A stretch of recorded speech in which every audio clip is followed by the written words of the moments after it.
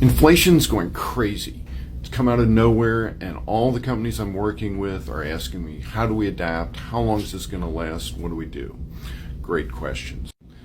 The economists on the news shows are all talking about how the stimulus packages, the government spending is increasing the money and causing inflation. Good point, no arguments there, but there's three other things you really need to consider when thinking about inflation and planning for your business. The first is that other countries, Europe, Japan, China, are spending way more on stimuluses relative to their economy than the United States is. So that's keeping the pressure on the dollar low from that perspective. So it really offsets a lot of the stimulus that we've done. But the second point is that so much manufacturing is coming back to the U.S. We have all those supply disruptions.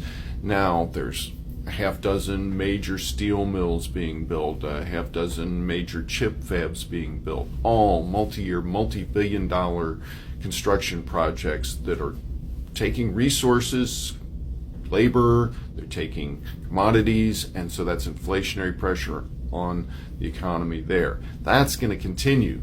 Think 5 years easy for continued pressure in that perspective, but that's also opportunity as well with all that increase in manufacturing here in the U.S. The third point is demographics. The baby boom is retiring.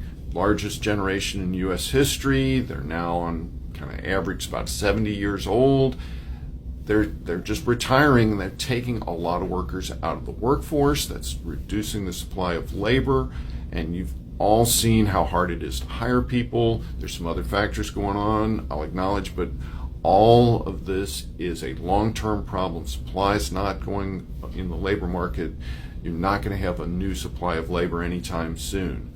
So expect that to continue for a long time. So inflationary pressures are going to push up interest rates. So for a long time, it's going to be tough to hire. It's going to cost you more in interest, but you can adjust your pricing. Good ways to plan and adapt. Check out my upcoming videos where I dive deeper into some of these subjects.